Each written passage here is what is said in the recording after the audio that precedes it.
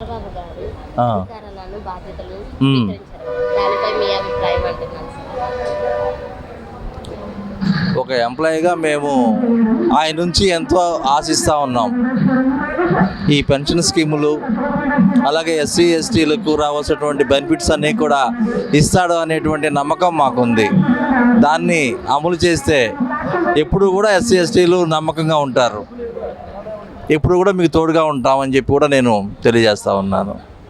ఇప్పుడు కొత్తగా పాస్ పుస్తకాల మీద జగన్ ఫోటోలు తీసేసి రాజముద్రలని పెట్టండి అని చంద్రబాబు గారు నిర్ణయించారు. దానిపై మీ స్పందన సార్. అది ప్రభుత్వం యొక్క ఇష్టం. అది ప్రభుత్వం మారినప్పుడల్లా వాళ్ళ ప్రభుత్వం ఒక బ్రాండ్ వేసుకోవడం అనేది వాళ్ళ ఇష్టం, వాళ్ళకు ఉన్నటువంటి విశేషాధికారం. అది దాని గురించి కామెంట్ చేయడం భావ్యం కాదు.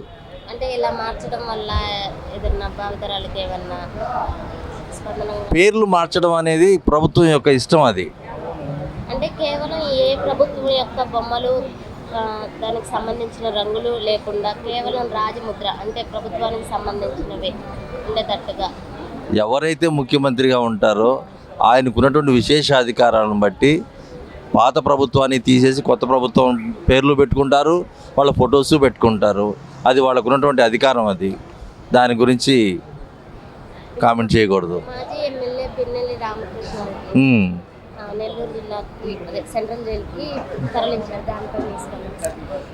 పిన్నెల్లి రామకృష్ణారెడ్డిది అది క్రిమినల్ కేసులు. అవన్నీ ప్రభుత్వం చట్టపరంగా ఏం తీసుకోవాలో ఏం చేయాలనేది వాళ్ళు చేస్తారు. అంటే ఆయన్ని అరెస్ట్ చేయడం కానీ అది న్యాయబద్ధంగానే ఉందంటారా?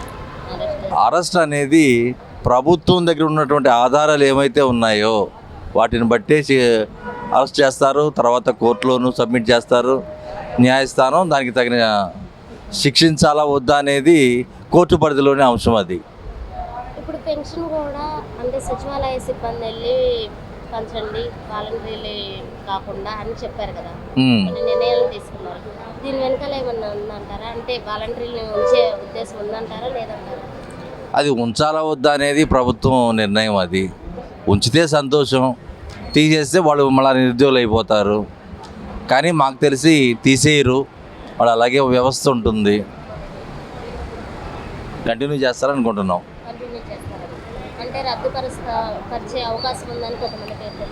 ఇది వాలంటీర్ వ్యవస్థని చేసినా చేయొచ్చు. వాళ్ళకి అవసరం లేదనుకున్నప్పుడు, వాళ్ళ సేవలు ప్రభుత్వానికి అవసరం లేదనుకున్నప్పుడు తీసేయచ్చు. అవకాశాలు ఉన్నాయి. లేదు ఉంచి ఆల్టర్నేటివ్ వాళ్ళని మరో రకంగా ఉపయోగించుకుంటే సంతోషం.